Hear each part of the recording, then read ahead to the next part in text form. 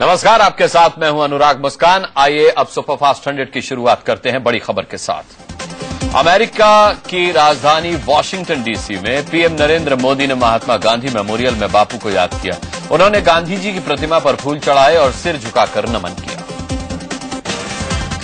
PM Modi जब Gandhi memorial पहुंचे तो वहां भारी संख्या में प्रशंसक मौजूद रहे और मोदी मोदी के नारे लगा रहे थे। कार से उतरते ही उन्होंने हाथ हिलाकर इन लोगों का अभिवादन किया। गांधी प्रतिमा की तरफ बढ़ने से पहले पीएम नरेंद्र मोदी भीड़ की तरफ गए और लोगों का आभार जताया। गांधी मेमोरियल पर उमड़े प्रशंसकों ने उनसे हाथ भी मिलाया। पीएम नरेंद्र मोदी के गांधी मेमोरियल में पहुंचने से पहले ही भारी संख्या में यहां भीड़ जुटनी शुरू हो गई थी। ये अप्रवासी भारतीय मोदी का पोस्टर लहराते हुए मोदी मोदी के नारे लगा रहे थे। पीएम नरेंद्र मोदी जब गांधी प्रतिमा पर फूल चढ़ाकर आगे बढ़े तो वहां मौजूद भीड़ ने एक बार फिर मोदी मोदी के नारे लगाने शुरू कर दिए। पीएम नरेंद्र मोदी के बाद विदेश मंत्री सुषमा स्वराज ने गांधी प्रतिमा को श्रद्धांजलि दी। गांधी मेमोरियल में पूरे कार्यक्रम के दौरान वो पीएम के साथ मौजूद रहे। बापू को श्रद्धांजलि देने के पीएम के कार्यक्रम से पहले विदेश मंत्री सुषमा स्वराज गांधी मेमोरियल पहुंच गई थी। उनके साथ विदेश सचिव सुजाता सिंह भी थी। नरेंद्र मोदी और अमेरिकी राष्ट्रपति बराक ओबामा के बीच कुछ ही घंटे में औपचारिक वार्ता होगी, जिसमें रक्षा और कारोबार समेत कई मुद्दों पर चर्चा होगी और फिर साझा बयान जारी होगा। इससे पहले जब पहली बार PM Narendra Modi White House पहुंचे तो अमेरिका के राष्ट्रपति बराक ओबामा दरवाजे पर रिसीव करने आए। गुजराती में पूछा, केम छो mister prime minister. President Obama ने केम छो कहकर के स्वागत किया प्रधानमंत्री नरेंद्र मोदी का। प्रधानमंत्री नरेंद्र मोदी ने भी क्या गुजराती में जवाब दिया, मजा माछो? He responded, "Thank you very much, Mr. President." White house में काफी खुशनुमा माहौल में मोदी और ओबामा के बीच करीब 90 मिनट तक बात हुई। दोनों ने अपने अपने अनुभव साझा किए और दोनों देशों के रिश्तों को और मजबूत बनाने पर जोर दिया। मोदी और ओबामा ने दोनों देशों के साथ साथ चलने पर जोर दिया। मुलाकात के बाद दोनों राष्ट्र प्रमुखों की तरफ से एक विजन स्टेटमेंट जारी किया गया, जिसमें चले साथ साथ का नारा दिया गया। ओबामा से मुलाकात के बाद पीएम नरेंद्र मोदी ने ट्वीट कर कहा कि मुलाकात अच्छी रही और कई मुद्दों पर बात हुई। उन्होंने लिखा कि हमने मुलाकात के बाद पीएम नरेंद्र मोदी ने ट्वीट कर कहा कि मुलाकात अच्छी रही और कई मुद्दों पर बात हुई। उन्होंने लिखा कि हमने ऐसी साझेदारी पर जोर दिया जिससे कि दोनों देश मानव जगत की बेहतरी के लिए काम करें। मोदी ओबामा की मुलाकात का सबसे पहला बड़ा असर भी दिखने लगा है। अमेरिका ने संयुक्त राष्ट्र में भारत की स्थायी सदस्यता के लिए समर्थन करने का भरोसा दिलाया। इस मौके पर पीएम नरेंद्र मोदी ने अमेरिकी राष्ट्रपति ओबामा को कई चीजें भेंट की। इसमें गांधी के लिखी गीता अहम थी। साथ ही भारत में दिए गए मार्टिन लूथर किंग के भाषण का ऑडियो क्लिप भी उन्होंने ओबामा को सौंपी। व्हाइट हाउस में विदेश मंत्री सुषमा स्वराज भी थी। सुषमा से अमेरिका के राष्ट्रपति बराक ओबामा और विदेश मंत्री जॉन कैरी भी मिले। व्हाइट हाउस में पीएम नरेंद्र मोदी से अमेरिका के विदेश मंत्री जॉन कैरी ने भी मुलाकात की।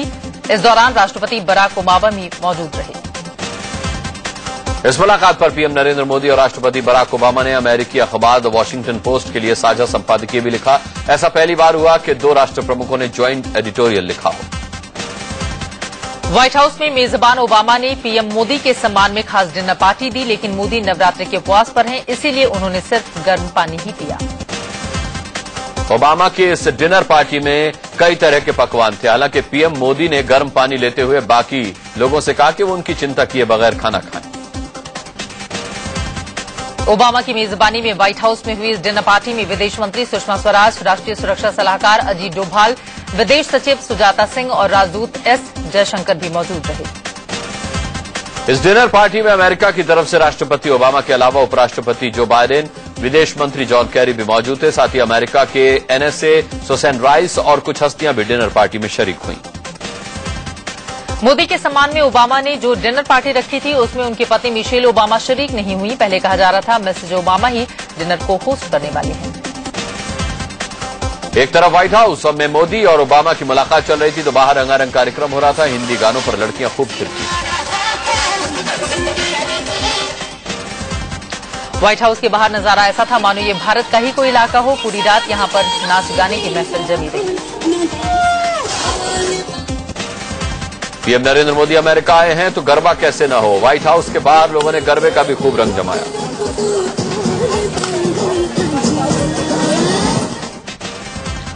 व्हाइट हाउस के बाहर पीएम मोदी के स्वागत के लिए हर तरह के नाच गाने का इंतजाम था। पंजाबी परिधान में लोगों ने भांगड़ा भी किया। व्हाइट हाउस के बाहर परफॉर्म कर रही लड़कियों से हमारे एडिटर इन चीफ दीपक चौरसिया ने बात की। ये बताइए कि नरेंद्र मोदी जी के स्वागत के लिए आप यहाँ पर आए हैं, क्या जानते हैं नरेंद्र मोदी जी? एक पॉलिटिशियन है जो इंडिया को बढ़ाएगा, तो हमको बहुत खुशी हो रही है कि वो अब इलेक्ट हुआ। फैमिली को सब मोदी बहुत पसंद है। आपको मोदी पसंद है? व्हाइट हाउस के अंदर मोदी और ओबामा की मुलाकात चल रही थी तो बाहर फैंस मोदी मोदी के नारे लगा रहे थे। मोदी का पोस्टर लिए ये लोग खूब नारेबाजी कर रहे थे। इससे पहले जब पीएम नरेंद्र मोदी न्यूयॉर्क से वॉशिंगटन एयरपोर्ट पहुंचे तो वहां उनका भव्य स्वागत हुआ। उनकी अगवानी करने के लिए अमेरिकी शिष्टमंडल मौजूद था।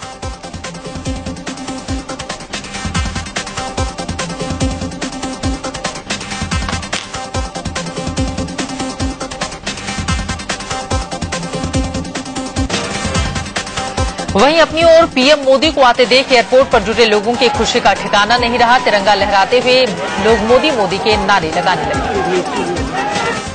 वॉशिंगटन एयरपोर्ट पर जुटे लोगों को पीएम नरेंद्र मोदी ने निराश नहीं किया। उन्होंने गर्मजोशी से लोगों से हाथ मिलाया और आभार जताया।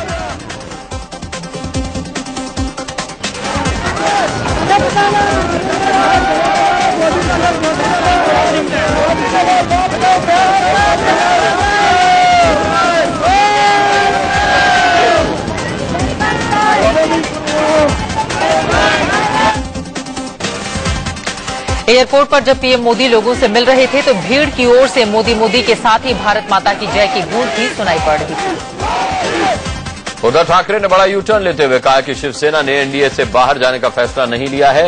इस बयान के बाद माना जा रहा है कि शिवसेना कोटे से केंद्रीय मंत्री अनंत गीते फिलहाल इस्तीफा नहीं देंगे। बीजेपी शिवसेना गठबंधन टूटने के बाद उद्धव ने कहा था कि पीएम के अमेरिका से लौटते ही अनंत गीते मंत्री पद से इस्तीफा देंगे, लेकिन अब उद्धव ने यू टर्न लेते हुए कहा है कि शिवसेना अभी एनडीए से अलग नहीं हो रही। उद्धव ठाकरे ने कहा कि महाराष्ट्र में बीजेपी शिवसेना ने मिलकर लोकसभा चुनाव लड़ा था और अगर शिवसेना गठबंधन से बाहर गई तो महाराष्ट्र से बीजेपी शिवसेना के सभी 42 सांसदों को भी इस्तीफा देना होगा। महाराष्ट्र में नए सियासी गठबंधन की सुगबुगाहट दिख रही है। केंद्रीय मंत्री नितिन गडकरी और राज ठाकरे के बीच मुलाकात के बाद बीजेपी और एमएनएस के बीच नजदीकियां बढ़ने के कयास लगाए जा रहे हैं।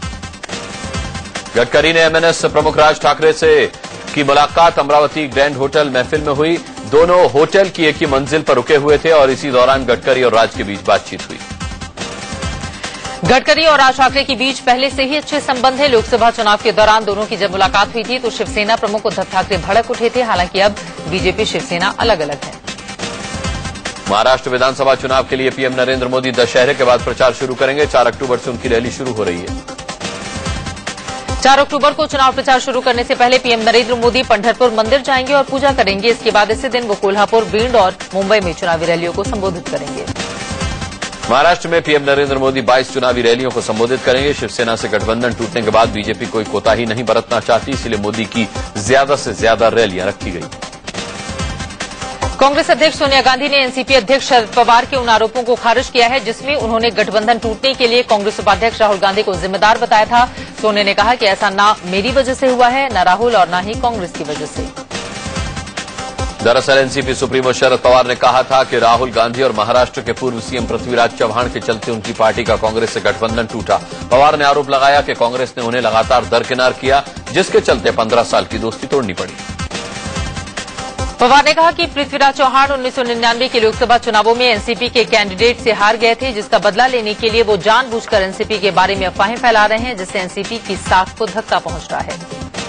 पवार से पूछा गया कि क्या एनसीपी उनके भतीजे अजीत पवार को बतौर सीएम कैंडिडेट प्रोजेक्ट करेगी। पवार ने कहा कि एनसीपी सामूहिक नेतृत्व में चुनाव लड़ेगी। वैसे अजीत पवार के सीएम बनने की महत्वाकांक्षा में कोई बुराई नहीं है। तमिलनाडु की पूर्व सीएम जयललिता की जमानत अर्जी पर कल बेंगलुरु हाईकोर्ट की स्पेशल बेंच सुनवाई करेगी।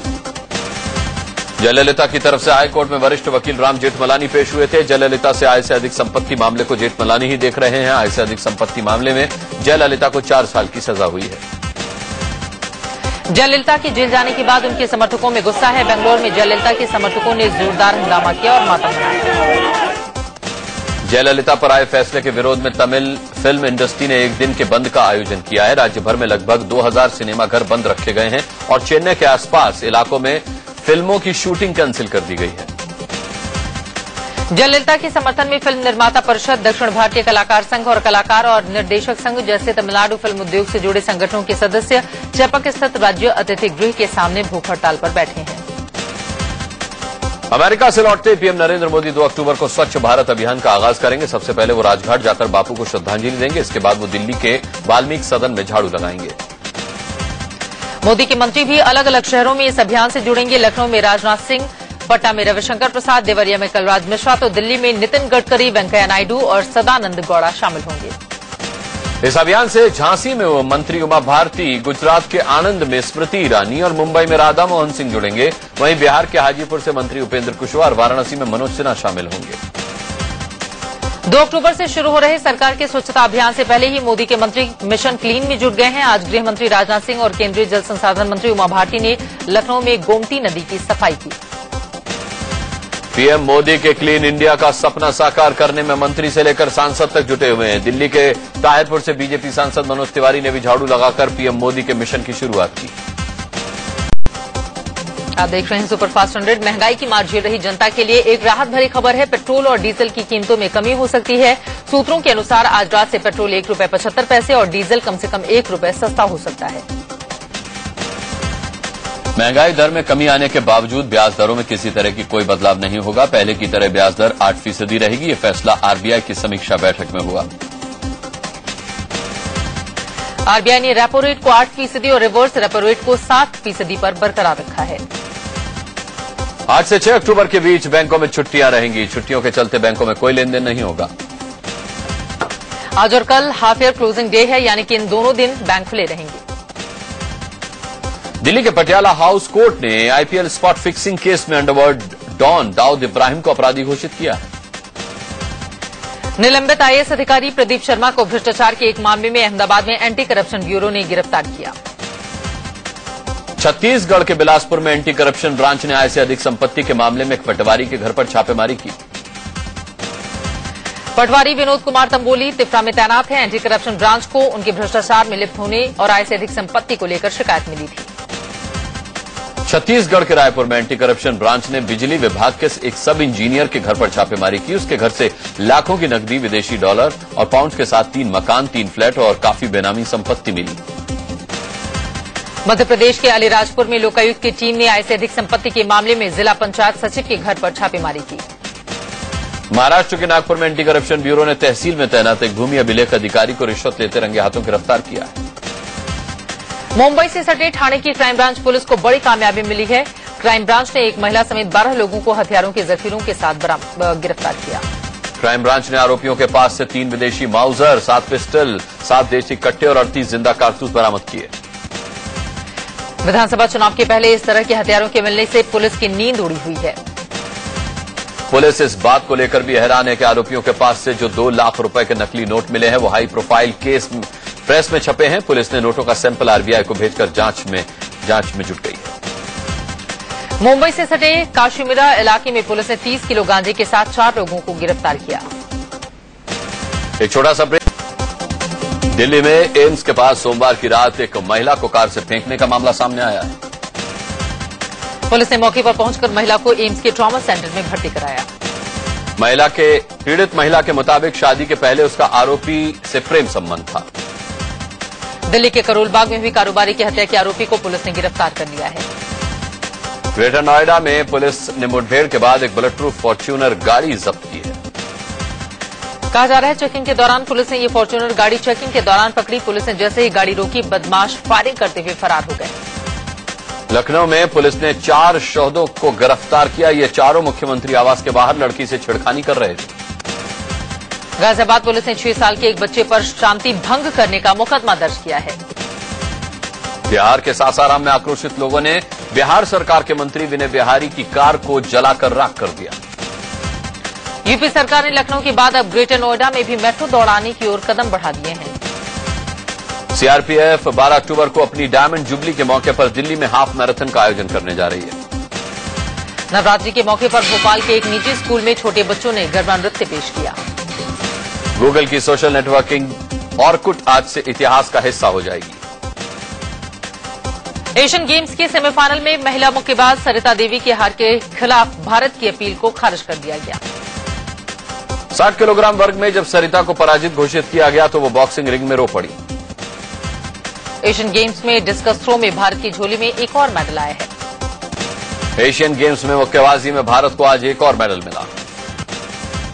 और एशियन गेम्स में मुक्केबाज मैरी कॉम से गोल्ड मेडल की उम्मीद है। मैरी कॉम 48 किलोग्राम मुक्केबाजी के फाइनल में पहुंच गई हैं।